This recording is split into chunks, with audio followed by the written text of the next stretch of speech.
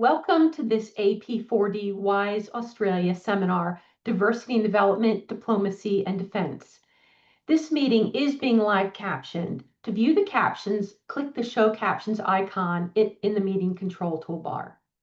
Now, I'd like to begin our program today by acknowledging the traditional owners of the land from which I'm joining you from today, the unceded lands of the Wurundjeri people of the Kulin Nation, and pay my respects to their elders past and present. I'd also like to acknowledge the traditional owners of the many lands across Australia where people are joining us from today, and extend my respects to elders past and present in those communities. I extend this acknowledgement and respect to all Aboriginal and Torres Strait Islander people here today. And we are delighted to have so many registered to join us. I want to give a warm welcome to everyone on behalf of AP4D and WIIS Australia. It's fantastic to be joined by representatives from across the different international policy communities, government, academia, and think tanks. Welcome. I'm Maria Ross-Rubley. I'm Professor of International Relations at the University of Melbourne, and I'm President of Women in International Security Australia, WIIS Australia. We're a professional association and registered charity that advances gender diversity and peace and security. We connect people through research, events, and networking, and try to foster a supportive and inclusive community for professional development and collaboration across the security sector. We welcome members of all genders and invite anyone interested in learning more or joining our community to visit our website. Now, for our webinar today, first we're going to hear from Senator Jordan Steele-John on the importance of diversity and inclusion in our keynote. Next, we'll move to a distinguished panel on their own experiences with diversity across development, diplomacy, security, and intelligence, moderated by AP4D Executive Director Melissa Conley-Tyler. Then we'll have audience Q&A. Don't forget to use the Zoom Q&A function to ask questions at any time. And then Afia Akhan, WIIS-A Secretary and Emerging Associate at the ANU National Security College, will recap the key takeaways from today's discussion. So I'd like to introduce our keynote speaker, Senator Steele-John. Senator Jordan Steele-John is a Green senator for Western Australia who became the youngest ever to enter federal parliament in 2017 at age 23, bringing in a vital voice for youth and diversity. As a disabilities rights champion, he was instrumental in establishing the Disability Royal Commission and continues to push for reforms, from NDIS improvements to accessible parliamentary procedures that uplift disabled Australians and widen our nation's political inclusion. And I just want to say, on a personal note, as the mother of a child with a disability, I'm a big fan of Senator Steele-John, and I deeply appreciate the impact of his advocacy for a more inclusive Australia. So, Senator Steele-John, over to you. Thank you very much. Thank you so much, Maria, and please feel free to call me Jordan during our time together today. I still doesn't quite feel real that people call me senator even in Parliament, but definitely in online spaces and outside there, Jordan is great. It's wonderful to be with you today. Thank you so much for inviting me to share a bit of time with you. My name is, as Maria said, I said Jordan Steele-John. My pronouns are he, him, and I come to you from the unceded Whadjuk lands of the people of the Noongar Nation here in Boorloo, Perth. And I want to begin by acknowledging that wherever we are, we're beaming in to this virtual space on unceded First Nations country. I am the Green Senator for Western Australia, and at the moment I hold the portfolios of health, the National Disability Insurance Scheme, mental health, dental health for us as well, and youth. So those are my areas of focus at the moment. But I've just passed the 8-year mark as a member of Parliament, and in that time, I've done a lot of work in the roles of defence spokesperson for the party, foreign aid spokesperson, and foreign affairs and peace spokesperson for the party. And I've done that all the while being a disabled person coming into the Parliament with cerebral palsy, and then during my time in Parliament, getting diagnosed with ADHD. So I have a lived experience of both physical disability and what it means to be neurodivergent in that workplace. And I've also had the opportunity to see firsthand the incredibly positive outcomes that are delivered by people working within the defence and foreign affairs and aid spaces in Australia, as those organisations and entities have undertaken changes and shifts to be more inclusive. And one of the things that's on my mind a lot today is the conversations I had the opportunity to have as foreign affairs spokes for the Greens with disabled people from the Pacific Island regions who, because of our inclusive aid program, were able to come to the Australian Parliament multiple times and share the impact that actually having funded advocacy organisations was having, not only enabling them to travel to Australia and talk with their peers, not only in our Parliament, but across the region, but also at home, where those advocacy programs were enabling the building of disability community in places, particularly in Vanuatu, where we had a particular delegation talk to us, in Fiji as well. So those are fantastic examples of what our work is achieving and what this focus on inclusion is achieving in our region. I think here in Australia, we are seeing improvements. In preparing for our time together today, I had a look at the APS, the current APS number of folks that are disabled or identify as disabled. We're at about 5.1% with a target to go higher to 7%. DFAT has around about 5.6% people with disabilities and 5.7% neurodivergent folks, and we've seen in the defence space as well significant cultural changes, or at least I should say an articulation on behalf of the leadership of those organisations to engage in cultural change, and a number of strategies developed with that focus there as well, particularly around psychosocial disability. So we are making improvements, and in my experience, first thing, you've got to set your direction, and where do you want to go and what do you want to achieve? And then there's the getting there and the doing the things. And my experience has been that as an MP, as we have worked together to challenge some of the barriers that exist in the parliamentary space that prevent disabled people from accessing those spaces, you come across pushback to those ideas for change, and they take the form of concerns around how much it might cost, or whether it's practical, or whether to achieve inclusion would enable or would compromise service delivery.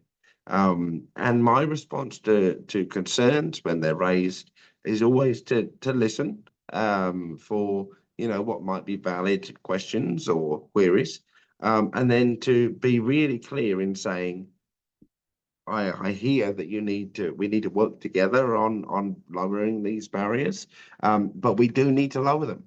We do need to work to make our places and spaces accessible and inclusive, both because it is a right of all disabled people, wherever we are, to live free from discrimination and exclusion, but also it makes our workplaces so much stronger and more capable if we are innovating in the ways that are so centrally needed to deliver access and inclusion. It gives us an opportunity to question the assumptions that may sit behind certain ways of doing things, and through that process of questioning, to come up with better, new ways of working together and delivering inclusion. I would also say that it helps promote one of the great powers of inclusion is that it can, when supported properly, enable really powerful conversations to take place among teams about ways of working together and what it can look like when we are under stress and strain. It creates permission to have conversations around what we need and what it might look like when we are not getting what we need. And that, as a conversation starter in a workplace and a team, really enables quite transformational conversations around just how do we work together, folks, and what does it look like when we're under stress, which is great, whether you've got disabled people in your team, whether you've got disabled people that might not feel comfortable disclosing yet, or no disabled people at all, although that's very rare. Actually, it actually really is quite powerful and transformative, and leads to often some great bits and pieces that you put in place that then avoid conflict, stress, and strain in those places as well. The very last thing I would say is that I'm given a lot of hope, not only by the fantastic programs that we are running internationally and the focus of our departments and Defence Force, or at least, again, I say, the stated intention of the leadership. The proof of the pudding is always in the eating, and sometimes the pudding tastes great, and sometimes it could do with some improvement. But those things give me hope. And what also gives me hope is that people are increasingly coming together in forums like this to talk about inclusion and diversity and what disability means in this space, to think about how they can bring that into their work, how they can work collaboratively, and also how they can do all of those things while being assertive as well. And whether they be a disabled person or the parent of a disabled child, or simply just somebody that believes in fairness and justice, can say, yep, we may well have a pathway, a piece of time and space to travel between where we are and where we want to be. But we are going to insist that we travel that distance, that we begin the journey, and we journey with urgency. And that is really great to see. So thank you so much for your time today. Thank you for your commitment and interest in this topic. And I really hope that this day overall is fruitful and fulfilling, and fires your imaginations, answers the ideas that you may have, and generally lets you leave this space feeling a bit more fired up and ready to go. Thank you so much, Senator. What encouraging words. And I just love the way you phrased that, to say there is a journey to take place and we are going to go on it. And I think that's a great place for all of us as we think about the various intersectional ways in which our places, communities, and workplaces can be more inclusive. There's a journey to take, and let's go on it together. Thank you so much again. We greatly appreciate you spending some time with us. Thank you so much. Have a great day. Wonderful. Okay, next we're going to turn to our expert panel, and leading that will be AP4D Executive Director Melissa Conley-Tyler, who many of you in this space know. She is just a prolific expert in foreign policy, diplomacy, defense. She's held leadership roles in numerous important institutions across Australia. Melissa just brings with her not only a wealth of knowledge and expertise, but also curiosity and warmth. So, really, just a delight to have you leading this portion, Melissa. Thank you so much. Thank you, Maria. And I think that curiosity is part of what got me into being interested in diversity issues. And I'm delighted that we're able to continue this conversation and think about that journey on a whole range of different areas. So we've got a fabulous panel who are joining me today. We'll be talking about diversity in terms of gender, in terms of LGBTI, in terms of First Nations, in terms of neurodiversity, socioeconomic, ethnic, and age. So we have also making sure we put the youth diversity in there as well. So I'm looking forward to a fabulous conversation, and we actually have left enough time for once in one of our sessions to actually delve a little bit more. So what I'm going to do is I'm going to get everyone to warm up quickly, and I'm going to ask each of our panelists in a sentence why diversity matters from their perspective. Now, we heard Jordan, Senator Steele John's view. He said it matters because it's a right and because it makes our workplaces so much stronger and more capable. So if I was starting off with you, Elise Stevenson from ANU's Gender Institute, what's your sentence? Oh, look, I'm going to have to model off Jordan. All the research that I cover really focuses on it's the right thing to do morally and strategically. Okay. David Poulton, the co-founder of the Association for First Nations Australians in Development. What's your sentence?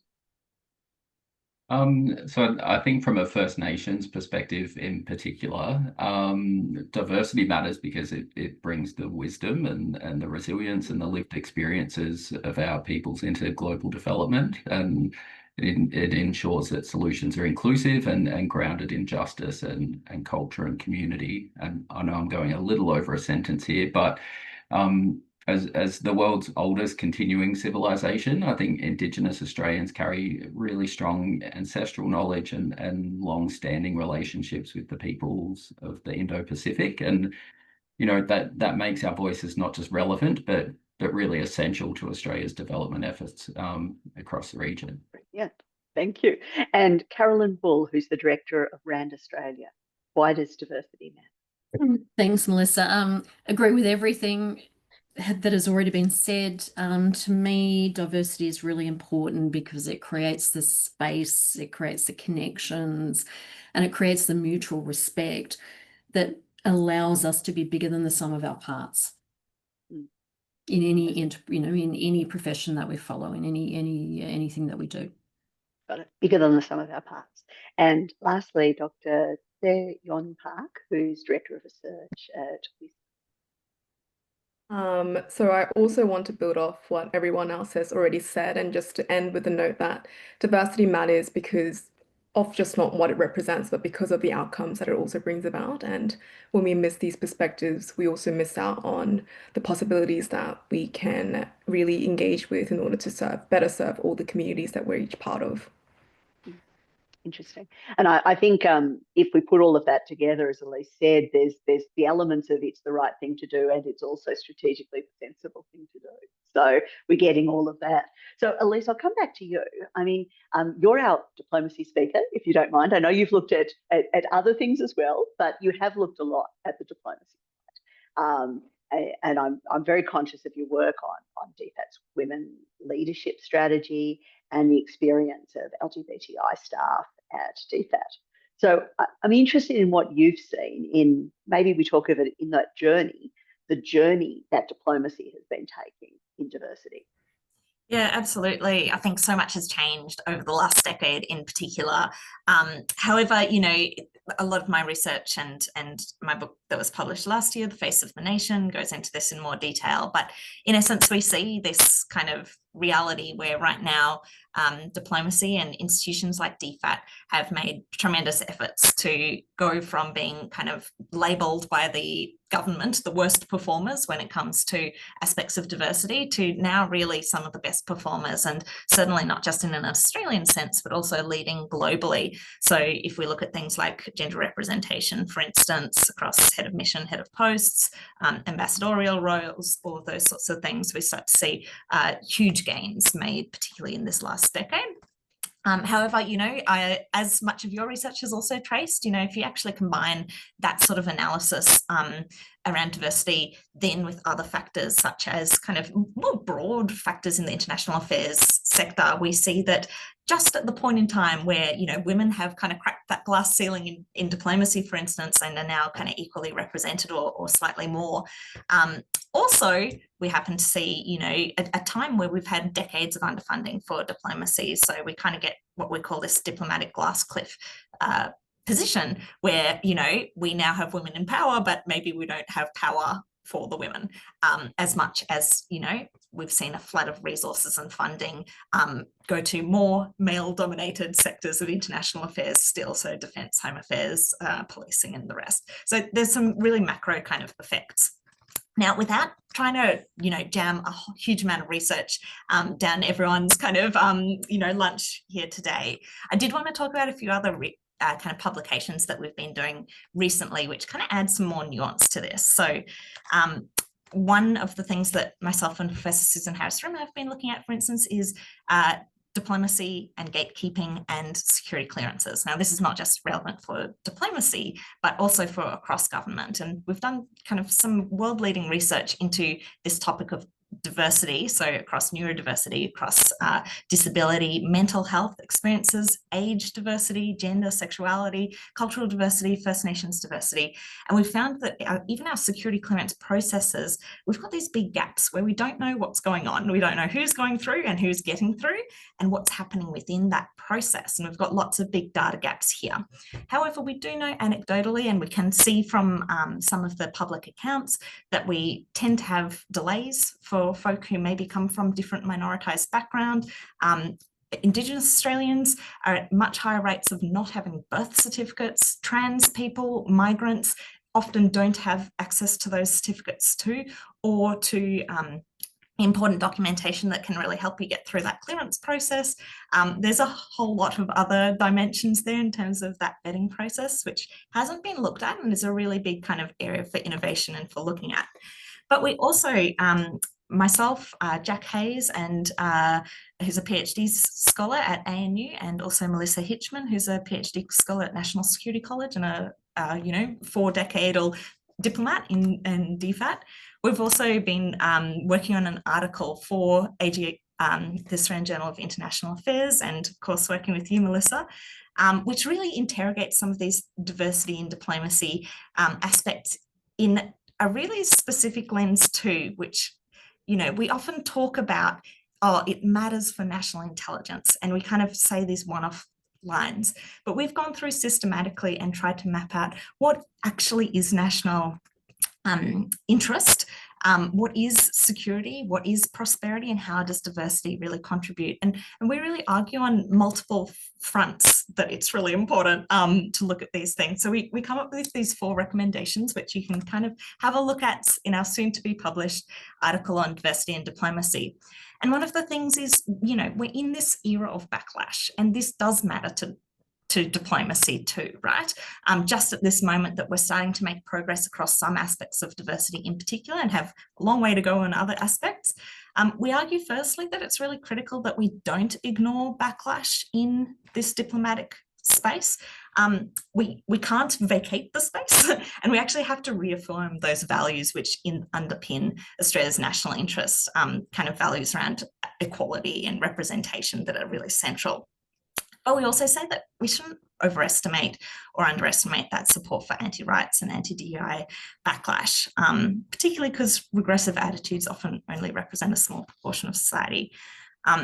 But secondly, we also say, diplomacy has a really important role in deploying a kind of an agility of networks and positioning of diversity where required. So there's a substantive kind of evidence base now where actually if you have a diverse workforce, you may be able to better use kind of, bilateral networks or different kind of connections or kind of open doors that perhaps we weren't considering before. This is a really, really important aspect, that kind of utility aspect of diversity, which again, there are real important moral reasons and there are strategic reasons, and that's one of those strategic reasons.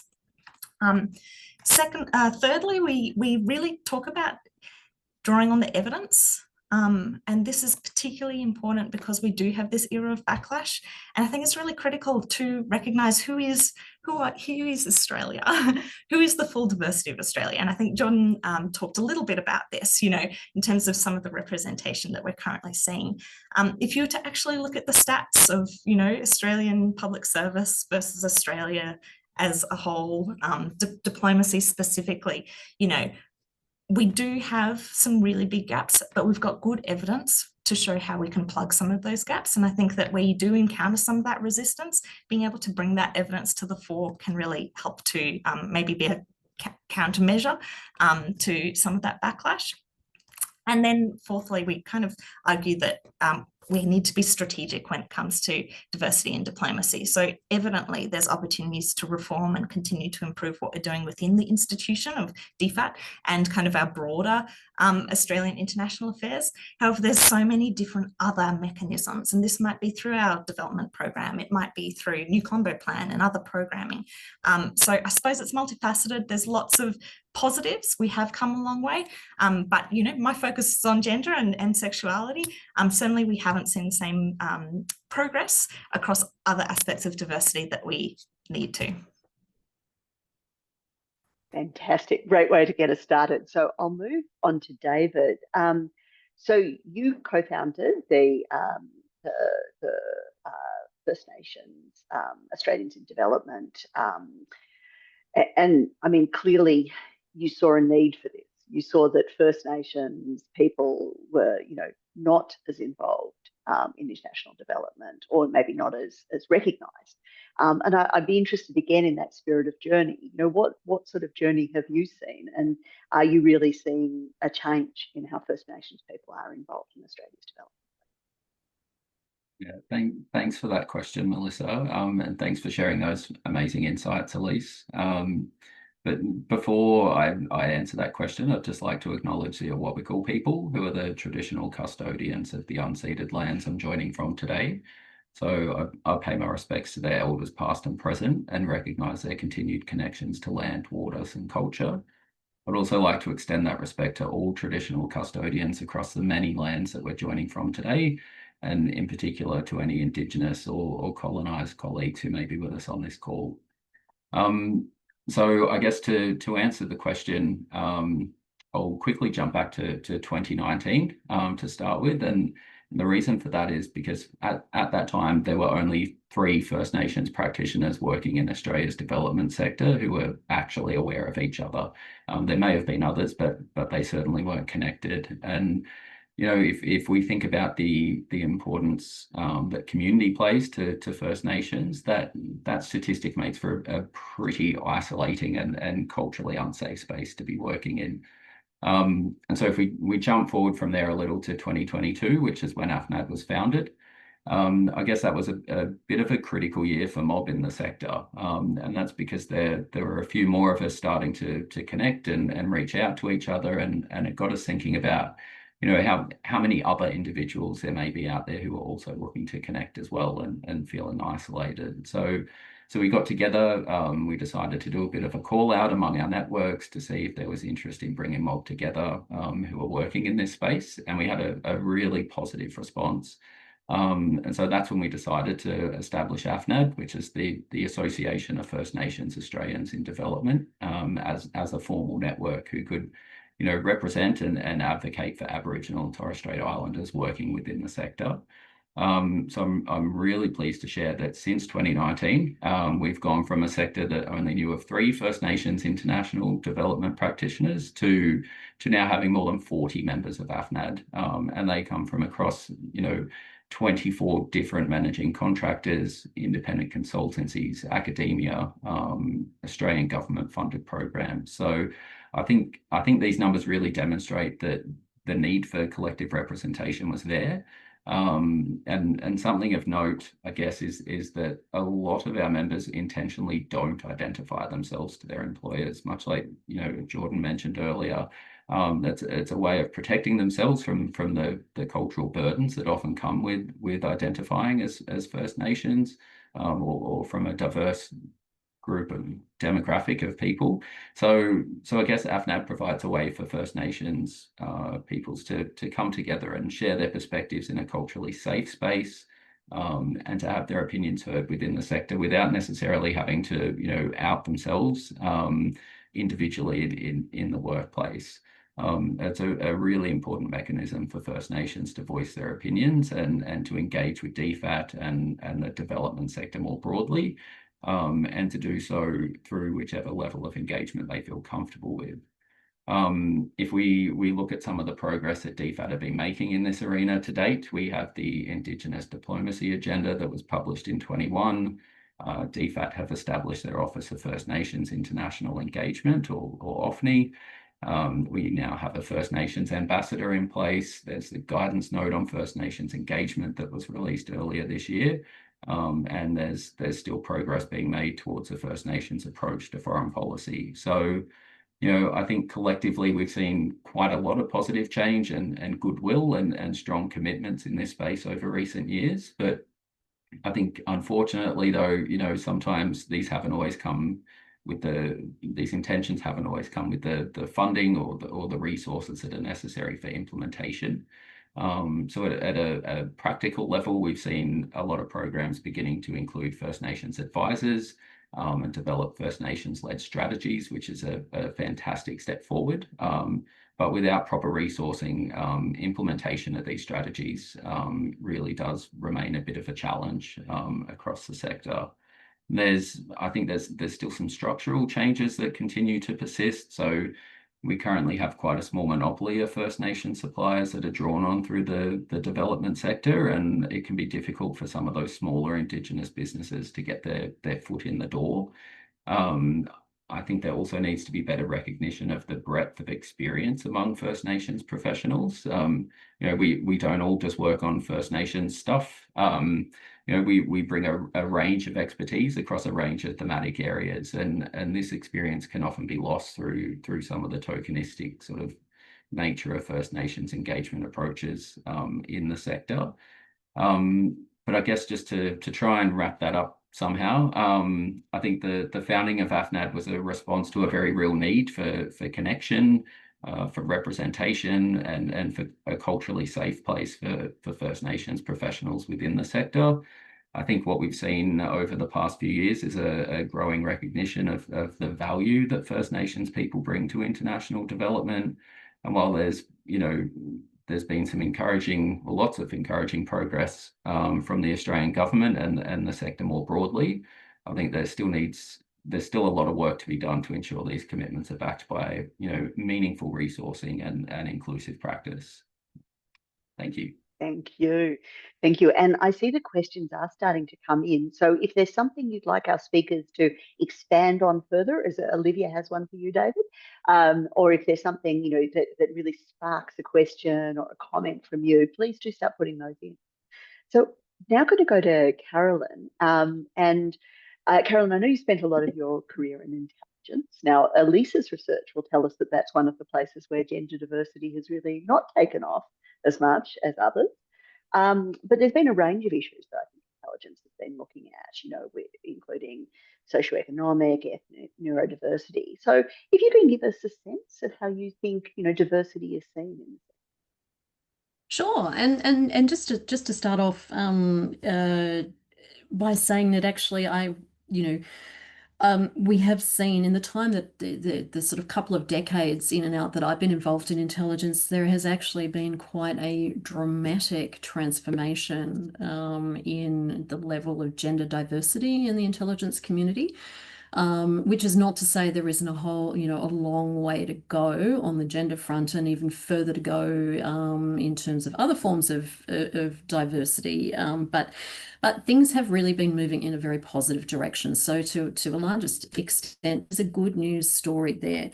I thought, there's a lot of mysticism over what intelligence is and what the intelligence community is and does. So I thought I'd just sort of focus a little bit on explaining, how intelligence analysts and collectors see diversity as improving the work that they do in intelligence, and then also just to focus a little bit on what some of those remaining barriers are. But the first point, I think, is just that to say that, to a very large extent, the intelligence sector is like, any other sector in terms of the importance of diversity to the success of that sector, not just because it's the right thing to do, but because of that strategic imperative to improve diversity and inclusion in the intelligence sector. So a lot of what our previous speakers have said resonated very strongly with me. Why is, to focus on what intelligence actually is, it's a very simple thing in a way. I mean, intelligence work in essence is just about providing actionable insights to government decision makers. So helping helping government decision makers have the best information that they can to help them make very complex decisions. And those sorts of insights that we look for in intelligence work are very fundamentally about making sense of human behaviour and human motivations. So in a really, an increasingly complex world with an increasingly diverse range of actors and adversaries, we can't generate good intelligence insights without harnessing the best and most diverse skill set and range of actors in the intelligence community as well. So it's sort of diversity is needed to address the threats and challenges posed by a diverse group of actors. There's very strong recognition across the Australian intelligence community now that, our national security really depends on leveraging the full spectrum of human insights and human capabilities for that reason. So, there would be very few people these days that would say that, that there isn't a strong push for diversity because it is seen as an operational necessity. So there has been, as I mentioned, quite a strong effort to make diversity a reality across the intelligence enterprise, but there are still barriers. So I just wanted to spend a couple of minutes just unpacking a bit more about what I mean about why it is that diversity helps make better intelligence. If you're thinking about intelligence analysis, having diversity amongst your analysts really helps reduce groupthink, it helps reduce bias, it helps reduce tunnel vision, blind spots, and so on. People who come from different backgrounds, whether that's different socioeconomic background, different educational training, different upbringings, challenge assumptions, the assumptions that underpin our assessments in different ways. If you're bringing multiple perspectives at something, at an issue, then you can more easily identify overlooked patterns. Things like, native language speakers, if they're looking at intelligence material, can detect nuance in that material in a way that others might miss. If you have cultural affinity or if you have sort of, I guess, what we would call cultural insiders working in analysis, then they are going to understand context and subtext in a way that people who don't have that cultural background may miss. So there's tons of reasons like that that make it absolutely imperative that we have a very diverse range of analysts looking at the intelligence material that comes in and translating that into actionable insights for government. In terms of collecting intelligence, which is obviously the other side of the sort of intelligence enterprise work,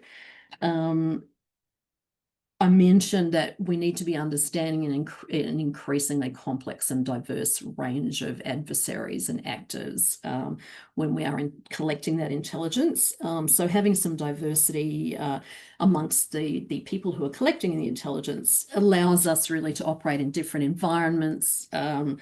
If you have language and cultural familiarity, then you can have, that enables direct communication. It facilitates trust if you're looking at human intelligence where you're actually, it's person-to-person collection of intelligence. Different education backgrounds. You mentioned educational diversity. That really allows us to bring in different methodologies, both into the collection, but also the analysis. So if you have, someone from a STEM background will have a different, potentially different methodological approach to collecting intelligence than a historian would, or a philosopher or an economist. There's an issue of generational diversity too, and tech adoption, so that having intergenerational diversity in your team actually allows for faster tech adoption. And I think one of our other speakers mentioned the importance of networks and diverse networks, which is also a very important part of intelligence collection. So diversity allows us to have more diverse networks. In terms of barriers, just quickly, and then I'll finish up. There are still, while a lot of progress has been made, there is still a lot of inconsistency in diversity and inclusion approaches across the intelligence community in Australia. Between different agencies. That was very clearly highlighted in the Independent Intelligence Review that was released last year. So it's no secret. It's very clearly acknowledged that that's a problem. There are still transparency issues in some in terms of workplaces and workplace policies, and that can confuse the diversity and inclusion picture and make it very difficult then to address the problems. And there's a big issue still with the fact that the intelligence workforce still has a long way to go in being broadly reflective of Australia's diverse population and also the location of that population. So in terms of just a couple of actual barriers, security clearances, as Elise mentioned, is a huge barrier to overcoming some of those problems. So, security clearance is really a risk management process, and that process really does tend to favour candidates who have conventional backgrounds and fewer foreign connections, less time spent overseas and so on. And so there is a real problem with that process potentially excluding first-generation Australians or migrants who have very, very valuable skill sets that the intelligence community needs. STEM talent is actually a big one, and that was also highlighted in the intelligence review, that the community struggles still to attract and retain talent in STEM fields, and that means that we lack a very broad range of very important diversity skills that come from people who are STEM educated. Location of jobs. Most intelligence jobs are here in Canberra. Most of the population is not in Canberra. Much of the Australian population's diversity is not in Canberra. So there's a big question mark over whether we need to actually work harder at decentralising our intelligence enterprise so that we can make it easier for diverse populations to work in the intelligence community. And then workplace practices, flexible workplace practices are a major problem because they can, given the classified environment in which many intelligence analysts and collectors need to work, it can be very hard to bring the flexibility into the workplace that is, part-time work, remote work, and so on that underpins and supports a diverse workforce. I'll stop there. Well, I've got to say, everyone so far has been really bringing home that point that Senator Steele-Strong started. We've got to set the direction and then get there. We're really talking about how we do that. And I'm finding it encouraging that at the very least we are setting the direction. We may not have got there yet, but we are setting the direction and trying to get there. So if I can now go to Segon Park. So you're obviously an early career academic in the security area. And as a second generation immigrant starting your career in this field, I'm interested to hear your experience of how you think diversity is, seen, understood, and supported. I think I probably bring about experiences that are a little bit different to everyone who has spoken thus far, but also experiences that are very relatable to.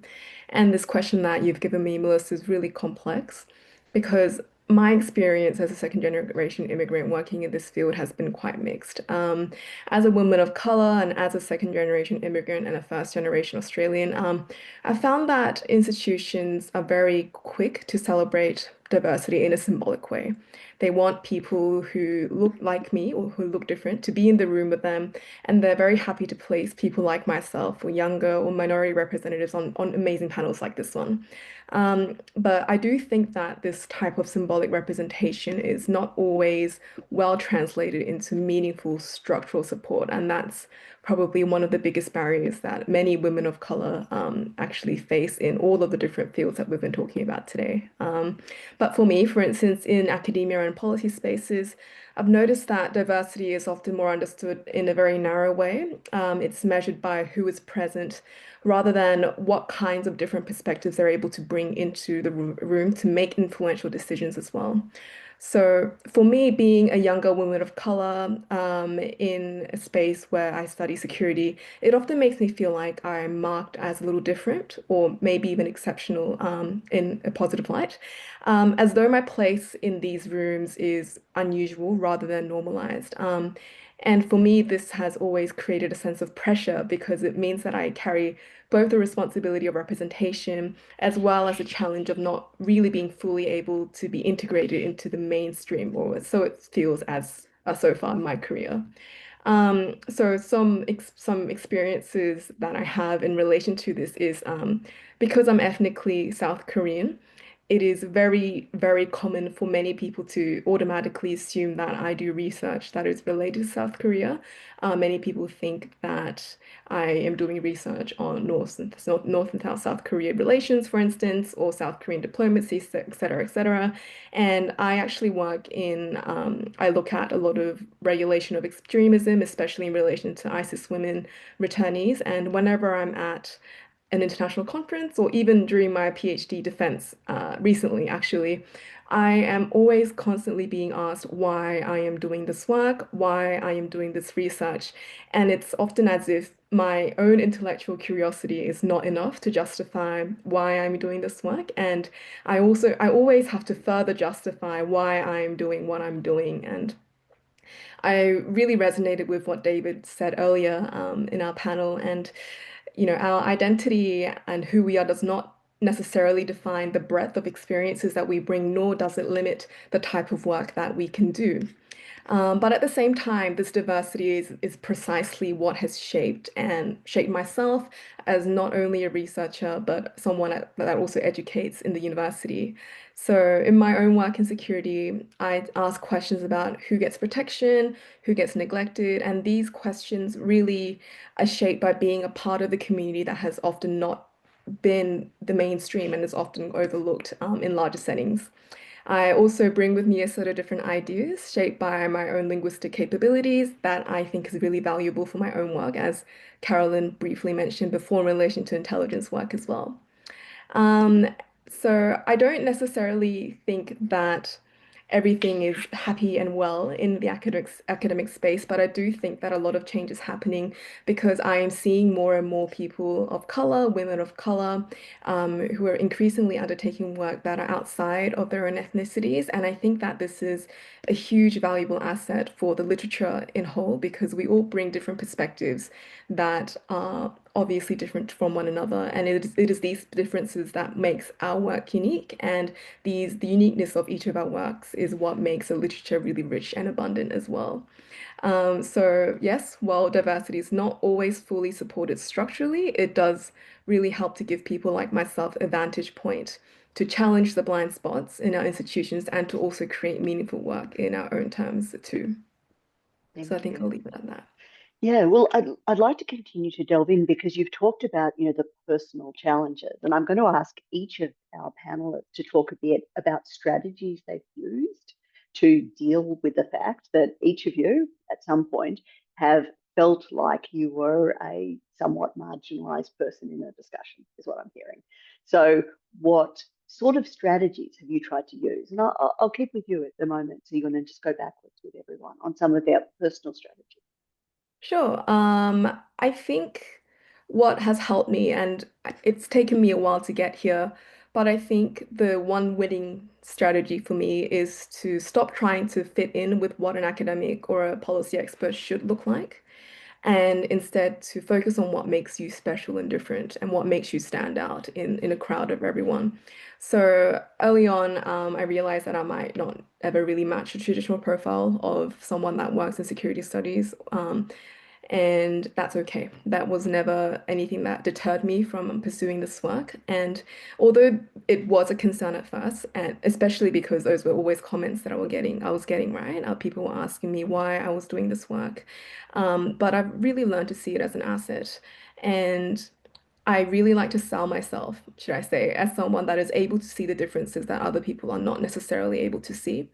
And it's always really important to show that because I have lived experience as someone that hasn't always been mainstream or protected, should I say, in the broader sense by institutions, I can understand that kind of institutional neglect and I'm able to identify it in my own work and in my own analysis too. And as a strategy for people like myself, I think networking is probably the most tangible and realistic strategy that I can recommend for many people, women of color or minorities who are starting out in academia. It is so important to to put yourself out there and to not really settle in your own circle and to really reach out. And for me, going to different international conferences, domestic conferences, and also being a part of WIIS Australia has really opened the door for creating many networks and for meeting like-minded people who celebrate my diversity and really help me to see that this is not something to hide away from, but rather something to really showcase and highlight about myself. Thank you. And I think that means a lot for people in the audience who've been asking this question. Carolyn, would you like to share a winning strategy you've used in managing your career that might help? Yeah, it's a really hard one actually, and I'm sort of thinking about this, and I think in relation to diversity, my thoughts on how to manage your career in relation to diversity are reflected in my thoughts on how to manage your career more broadly, and that is to be brave and stretch yourself in whatever way that you can. So I've seen that, I guess, my biggest periods of professional growth have come from when I have seen an opportunity, thought, oh, I'm not sure I can do that, or I've got all these men in the room basically signaling to me that I can't do it and I'm not as good as them and I shouldn't be included in that conversation. And I have said, no, you need to be brave. You need to seize that opportunity. And even if that means you have to stretch yourself way beyond what you think your capability is, you need to go and do that because it's the only way that you're going to grow. Okay, I'll go to you, David. Same question. And thank you. If people aren't looking at question and answer, there's a great question from David, answer from David on cultural burden, which I think is well worth reading. Over to you. Thanks, Melissa. Yeah, I really resonated with what you were saying, Young, particularly around the not hiding, but highlighting that diversity. I think that would really resonate with a lot of people on this call. It is a tricky question. I'm not sure if I could say I have a winning strategy as such. I think I certainly come into forums like this with incredible imposter syndrome still to this day. I know early in my career, I often questioned whether I was hired for my skills or to tick a box, and that was a really big thing for me starting out. I'm very fortunate that I have a great employer, and I know that that's not the case, but it was something that always played in the back of my mind. And I think something that helped me to reframe that thinking was, trying to shift my mindset that diversity doesn't need to define my career, but what it does do is bring valuable perspectives and different lived experiences that can only strengthen the collective work of my team and the projects that we work on. And I think particularly given that we work in international development and our sector is focused on improving outcomes for all people, diverse voices can only bring strength to that approach. I've also learned, I think, the importance of, again, agreeing with previous speakers, just the importance of building supportive networks. Just being part of AFNAD and having other First Nations people in the same sector to bounce ideas off, to discuss similar challenges that we have, to know that I'm not alone in those challenges that I face myself has been incredibly helpful. Yeah, I think that's probably the biggest lesson that I could give to anyone is networking and finding others that you're able to speak to, frankly.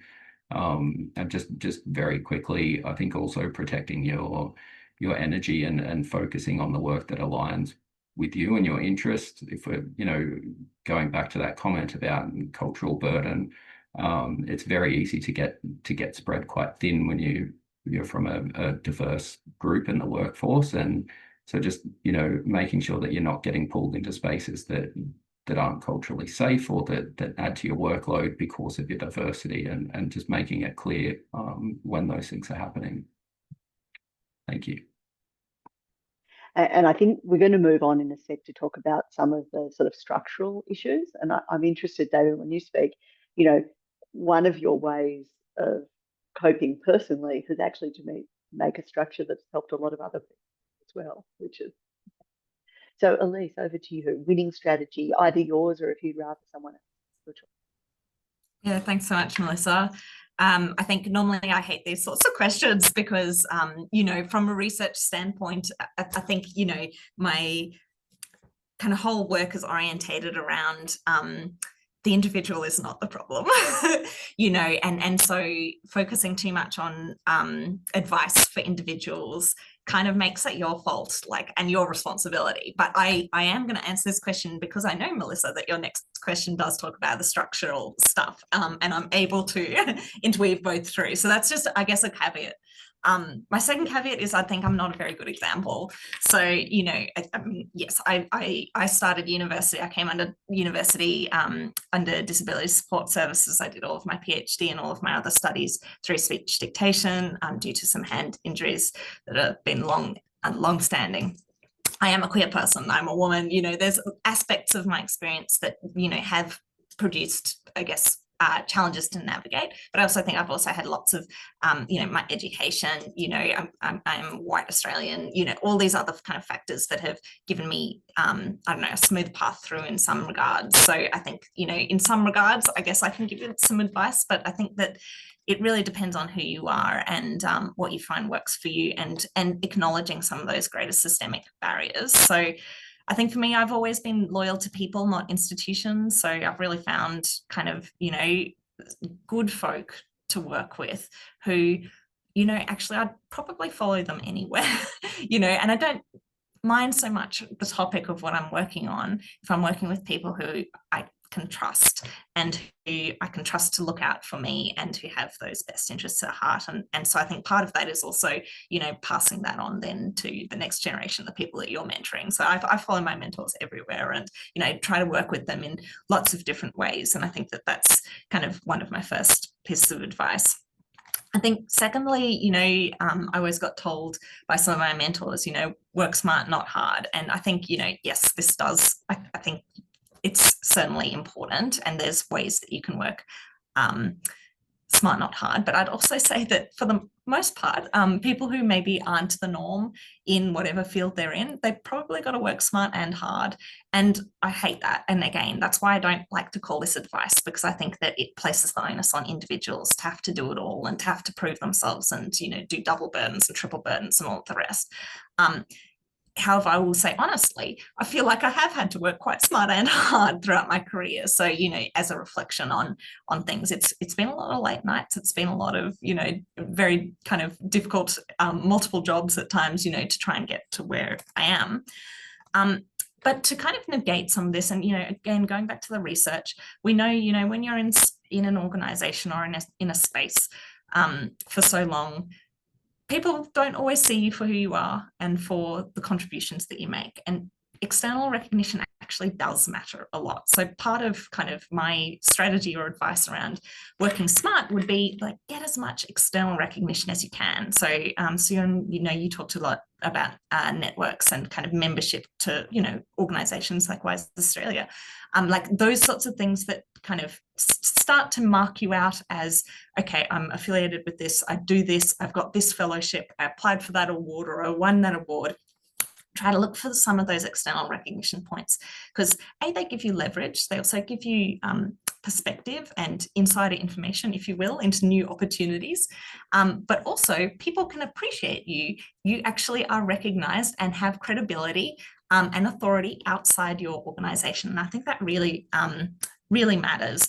So, you know, so far for me, I feel like by seeking out those opportunities, and I am a prolific applier of things. So, you know, I think that I apply for way more things than I ever win or am successful for, but I'm always applying for things. And for me, that gives me more leeway, because when I started my career, one of the first things that was most important to me, largely because of my hands, was I needed to put lifestyle at the center of my career and trust that the career would come to me. And so far it has, but you do have to make some of those strategic decisions so that people respect your credibility along the way. Thank you. And thank you for taking that question. Let's go straight into the system issues, because I'm absolutely with you.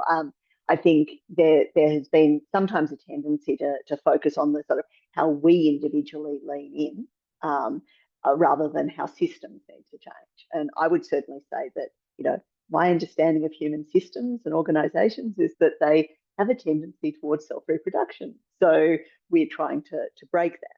So I'm interested in advice you could give on, how we help create that system change. And that's also the role of allies, I think, who can be very powerful voices for that. Yeah, I think for me, so, our mantra at Jewel, at the Global Institute for Women's Leadership, is fix systems, not women. So this is a perfect, question given that. I think that, from the research, there's a few things that matter. So power, resources, and critical actors as three key things. So if we take DFAT's Women in Leadership Strategy, for instance, which, was kind of enacted or brought to the fore by Peter Farghese, but, had been the kind of push of, many decades of women within DFAT to try and get action on the fact that women had been a majority of DFAT since 1985, but they were still a critical minority of ambassadors and heads of mission and all of the rest. And, what I would say here is a lot of women went into making that policy. Peter, this bloke was able to enact it under Julie Bishop as well. So we had critical actors. Frances Adamson, who came afterwards as the secretary, was able to keep on doing it because it had been introduced perhaps by a bloke who was able to kind of give it a bit of credibility and authority going forwards. But if you actually look at what was involved in that process, so there was a lot of co-design, firstly, across people in the department. They gave resourcing, funding, dedicated personnel who had to report directly to the Secretariat. Like, this matters, right? Like the Women in Leadership Secretariat, they had power within the institution. And yeah, it wasn't the power of the Secretary, but it still was power.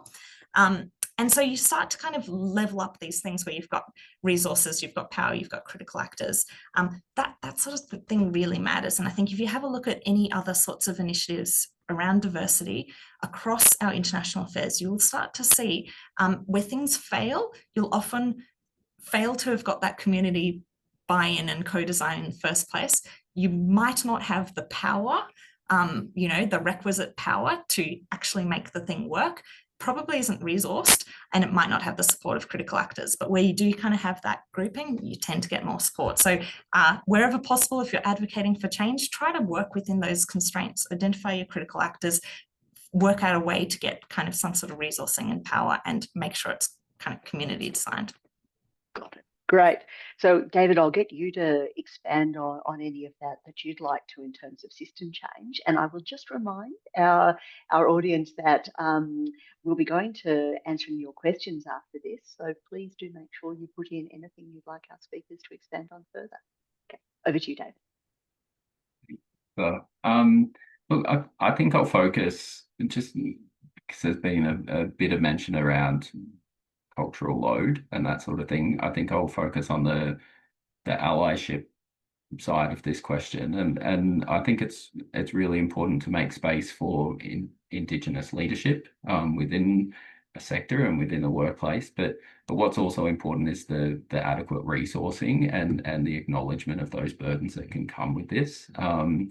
I think if we don't have these sort of structures in place, then there's a very real risk of burnout among diverse staff, not just First Nation staff, but people of all diversities. And I think I've been very fortunate that beyond my role at AFNAD, my 9-to-5 job is as a senior consultant within Alinea International's climate and environment portfolio.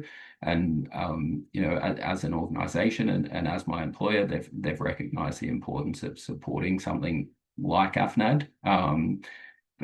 And so I guess through that, they've provided resourcing for me to be able to work on AFNAD during my 9-to-5 day job, like during the time, so that I'm not working at night and burning out working on AFNAD. And similarly, like simultaneously, I suppose, that from day one, they also work to set up professional development plans to make sure that, you know, I was able to focus on the thematic areas that I was interested in, climate change, and not just getting, you know, put into that sort of token box of being the First Nations employee.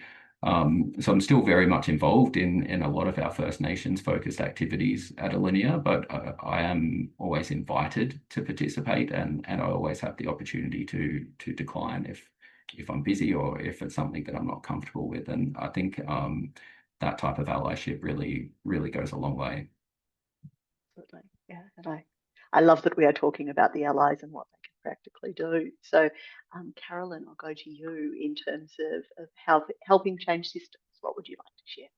Yeah, so I guess the add-on to what others have already said that I'd like to make is that you know, much system change has to come from the factors that people have already mentioned, distribution of power, co-design and so forth.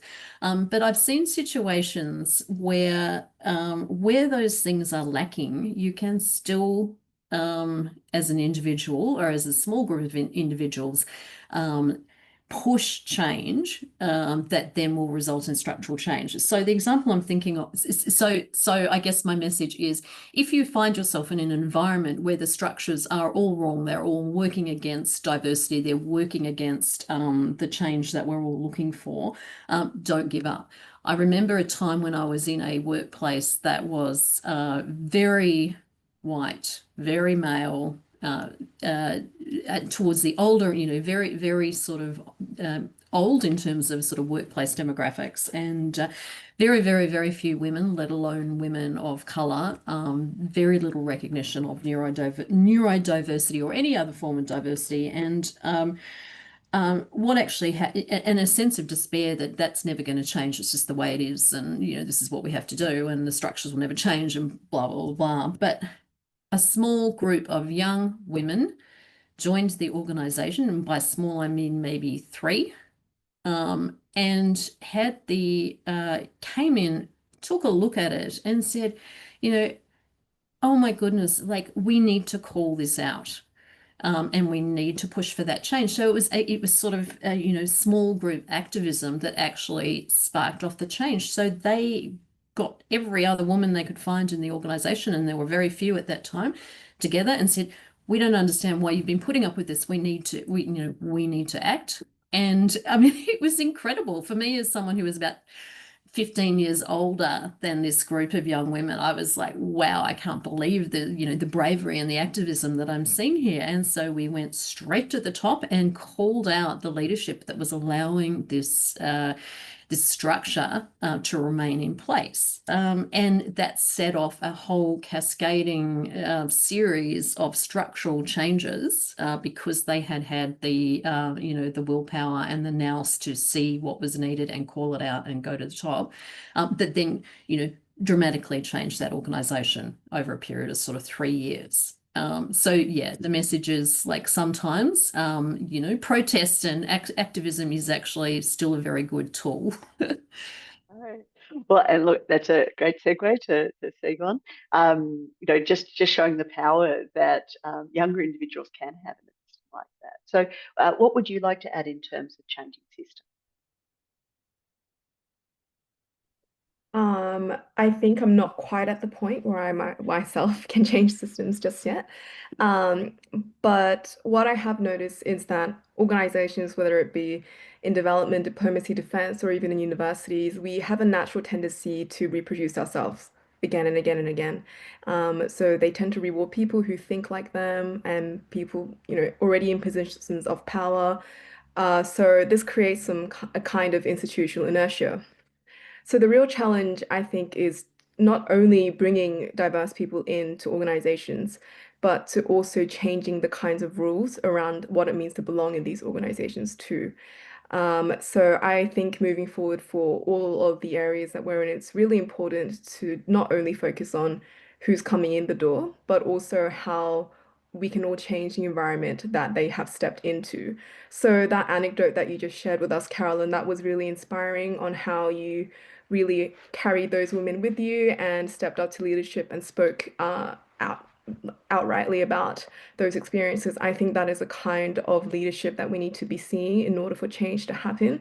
And that is the importance of allies, precisely, is that without allies, it can become quite exhausting for people of color or for other diverse peoples and individuals to continuously fight against the dominant, I guess, class at the top. It sounds very classist, but yes.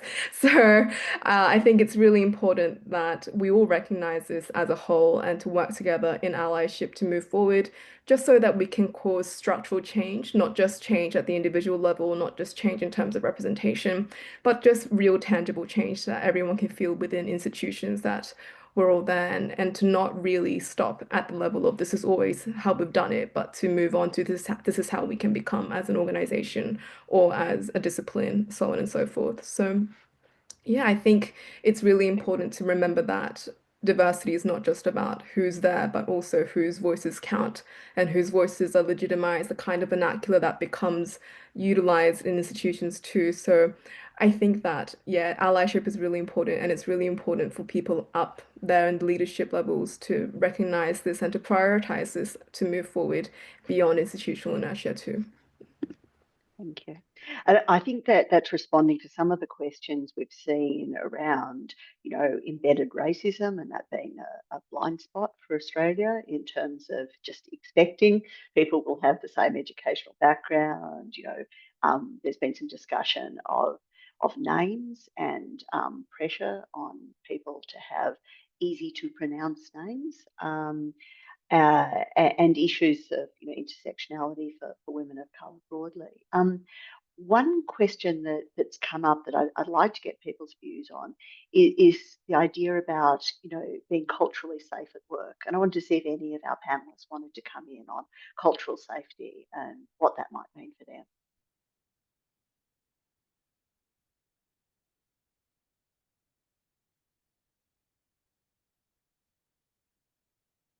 No, they're all happy with that one, are they? Okay. Fine. Well, the other questions. Oh, yeah, Carolyn, you want to come in, and then David? In a way, it's I think it's more relates to neurodiversity and the sort of safety for neurodiverse people, but that in itself is a kind of cultural safety, I guess, and as a leader of a number of people who are neurodivergent, what I've seen is that it's really about making it very, very clear that neurodivergence is a talent. It's part of your identity. It is therefore part of the workplace, and therefore you need to be, safe to express that, but also safe to work in a way that meets your needs as an individual and as a professional. And so the approach I've always sort of taken is to make that very, very clear with every staff member in the office, that this is a safe space. You can if you can share your needs with me, or you can keep those to yourself, but tell me what it is that you need. And if you communicate that very, very clearly as a leader, I found it's really quite surprising and welcome to the extent to which people are then happy to share their experience, but also share the way that they can contribute while also meeting their own needs. So it's that openness and communication. And I think that responds to a question we had on that, making sure that disclosure feels safe and support. And what you're describing is something that any manager could do in that sense. They don't need... Any manager could do. It also helps if you disclose something about yourself. So, I might have a hidden disability. I have disabilities. I've had a lot of health issues that create disabilities, but people don't necessarily see that. But if I'm open about that, if I'm open about the fact that I have Indigenous heritage, but that was hidden in my family for a long time, but now we know about it and I'm going to be open about it, then that immediately opens the door for others to share things with you that they may have felt uncomfortable about. Fantastic, thank you. Well, David, you wanted to come in on this as I think, yeah, sorry, I was going to jump in before and I had the chat window open and couldn't work out how to get back you. to myself. So, but I think what Carolyn was just saying then around sort of opening that door, I think that's incredibly important. You know, and it sort of, you know, it makes you feel safe. It makes you sort of recognize your employer or whoever it is in the workplace. It helps you to recognize them as a person as well, that also has, you know, different needs and things, that struggles that they've had, or different diverse backgrounds. But it also, just to touch on another question that's come up in the chat that I was responding to, I might just let me know if that's okay. Please do. And so it was around what the response of you know, has been in the Pacific around representation of First Nations Australians in development programming. And I think every single time I've met with someone from the Pacific and introduced myself as a Dunghutti man and as an Aboriginal Australian, that power dynamic instantly shifts from, you know, Pacific stakeholder versus, you know, Australian representative, or, you know, whatever role I'm playing with. It's an evaluation, or I'm just meeting someone at a conference. That dynamic instantly shifts to one of allyship, and it is immediately followed by questions of like, why isn't there more Indigenous representation in Australia's aid programming? Why, like, we have these cultural connections, why aren't we seeing more Aboriginal and Torres Strait Islander people in programming? And I think it's just a far richer conversation, and goes back to what Carolyn was saying in the, you know, about in the workplace. You find those similarities, and it can change a power dynamic quite quickly. Well, I might continue with that if I can, because I think that's really at the heart of James Cox from Pacific has asked a question around where we see diversity change the process or outcomes. So that's as you say, that's a really different development conversation when it's a First Nations person and Pacific rather than a white Australian and a Pacific person. Got it. So I want to see who else would like to come in. I think Elise, you had an example, and I'll see if anyone else wants to come in on that as well. Yeah, I mean, in my research, you know, I had so many different examples, you know, whether it was, you know, I don't know, an LGBTIQ plus, you know, officer who was talking about what had changed, and, you know, maybe it was the allocation. You know, when you're at post, you know, you can kind of, it's a bit of a fiefdom in a sense, you know, maybe you can allocate funding, or maybe have a priority on something that maybe your previous head of mission or head of post wouldn't have had. So I've seen that really directly, the actual tangible redirection of funding to, you know, LGBTIQ plus groups in Southeast Asia, for instance, or, you know, in Afghanistan or in other parts of the Middle East, being specifically able to meet with women's groups that, you know, a man in the position couldn't do, and that actually changing, therefore, the nature of intelligence gathered, which Carolyn has already spoken about, but also basically being able to inform better aid policy, for instance, or other kind of negotiations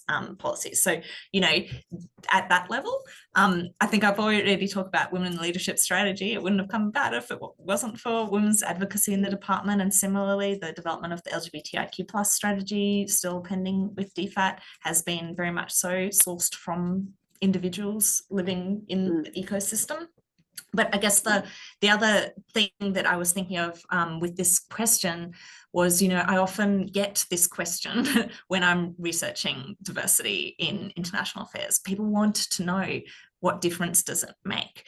And at the end of the day, it shouldn't make a difference. And I guess I'd push back a little bit. It does make a difference, but I also would push back against that being the rationale for us to do it. Because, you know, I often get, you know, this, oh, but if we let a few women in, or if we let a few, I don't know, whoever is through, you know, what if we get a bad woman, you know? And I'm like, well, look, we've had a few bad men over the years, you know, that's not the issue. So in a degree, we know that there are different outcomes in some regards. And again, if you follow up with Melissa Hitchman, one of my PhD students who is doing research on this, she is quantitatively and analysing across the Five Eyes nations the actual influence that women have had in diplomacy. So stay tuned for that.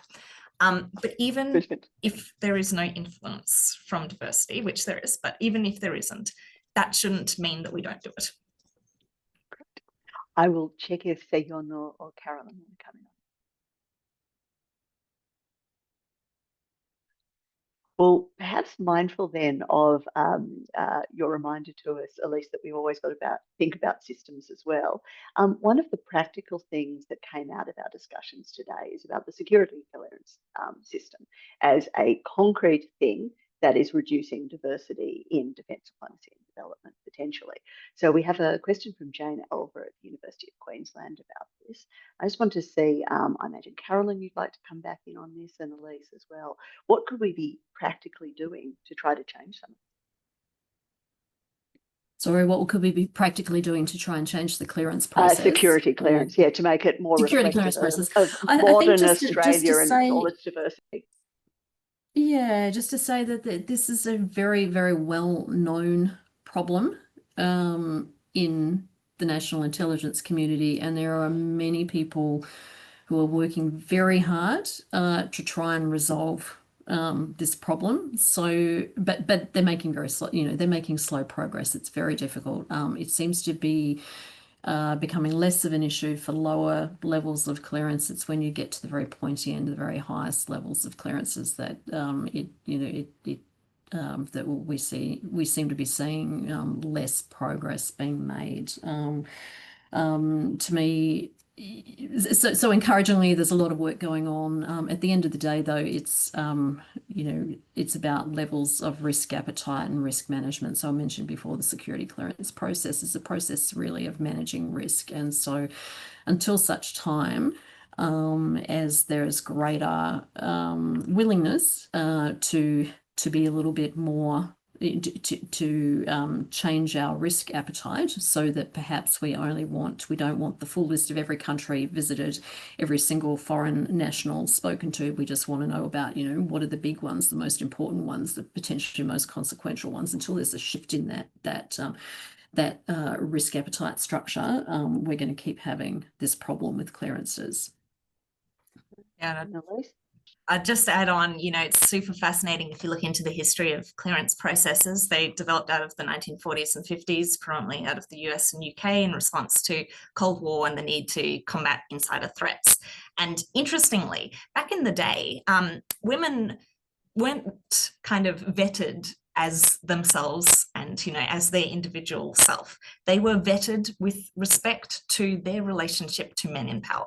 So if they had a husband, a brother, a son, father who was, vettable, she would be vetted through him, basically because there was this idea that women were more loyal to their family than they were to the state.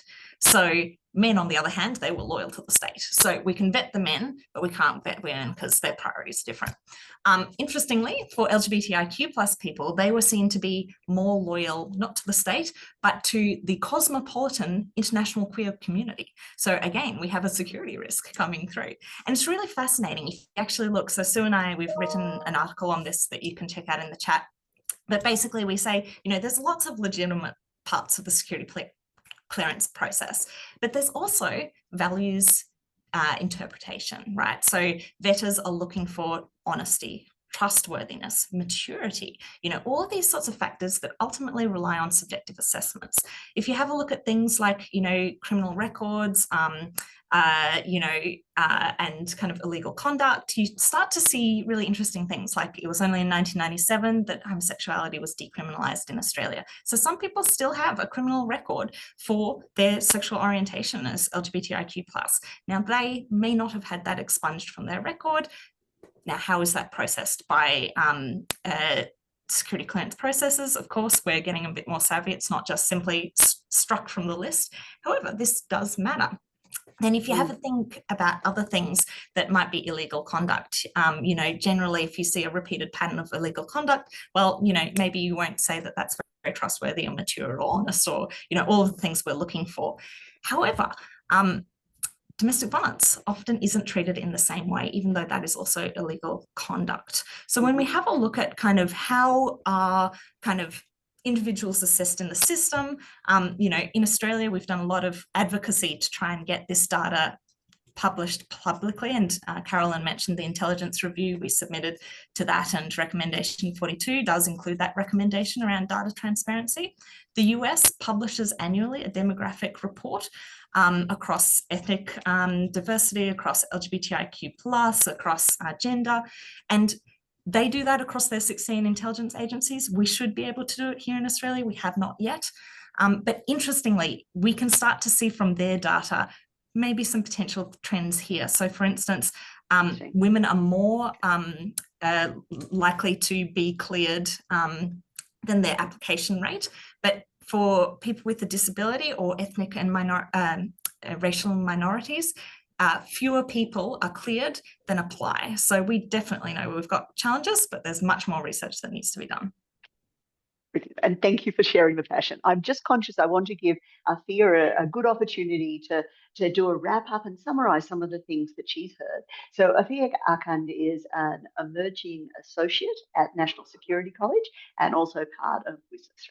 So please, over to you, Afia. Thanks so much, Melissa. And it's been really fantastic to hear the reflections from all our panelists and speakers. I know it's been a long webinar, so I'd just like to take a few minutes of your time so we can reflect on some of the key takeaways and recommendations about what we can do regardless of who we are, our level of seniority, and which organisation we work in terms of improving diversity going forward. The first key insight that really resonated with me was about this value of diversity as both a moral and strategic imperative. So the role of diversity in terms of avoiding groupthink, but also as well, the fact that we need to actually change existing systems and structures to ensure that we have that diversity perspective and that it isn't tokenistic. So as highlighted by Dr. Stevenson and Dr. Bull, security clearance is one key area in which there needs to be reform, especially when we look at these experiences of LGBTI Australians, migrants, and people of colour.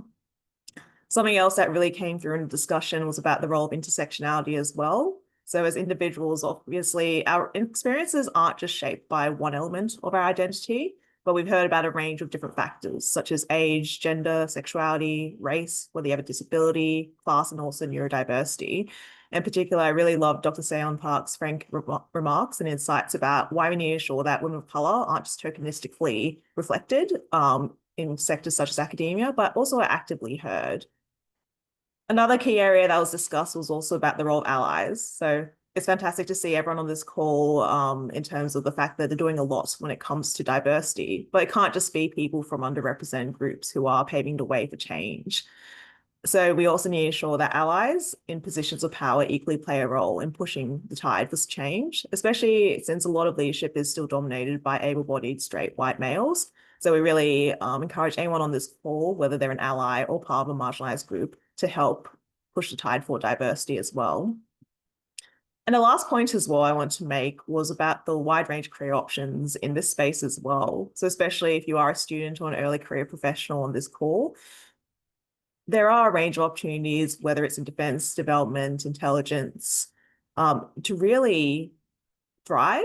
And it's not just about government. So we've heard about careers in DFAT and defence, but also academia, think tanks. And the speakers here on this call have really highlighted some of those experiences as well.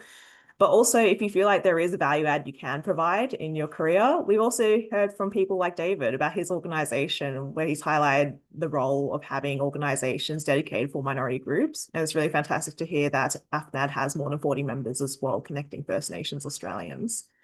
So that's my very quick recap. Thank you once again for speakers and panelists, as well as everyone in attendance this afternoon. If you'd like to rewatch this event on demand or share with any colleagues, this webinar will be uploaded onto AP4D's YouTube channel. Also on YouTube, you'll be able to find a previous AP4D WIIS-A webinar from last year, where we discussed the role of women in development, diplomacy, and defence. And the link has also been provided in chat. We'll also be releasing a brief blog on the WIIS-A website with some of the key takeaways from this event. And going forward, we really encourage all attendees to continue to be engaged with AP4D and WIIS-A's respective works and events. So stay up to date with all things AP4D. You can subscribe to their mailing list and connect on social media. And to connect with all things WIIS, you can follow us on social media, including LinkedIn and Instagram. And if you're interested in accessing WIIS-A's exclusive community and content, for a small annual fee, we encourage you to sign up as either a student or professional member. And regardless of your gender identity, membership is open to all. I'd also like to take the opportunity to thank those who have worked tirelessly behind the scenes to make this event happen. Thank you to AP4D for agreeing to co-host this event with WIIS-A once again, and in particular to AP4D's talented program manager, Tom Barber. We'd also like to thank the WIIS-A team, especially our communications events intern, Grace Ho. So we hope you all have a great day and we look forward to seeing you next time. Thank you so much.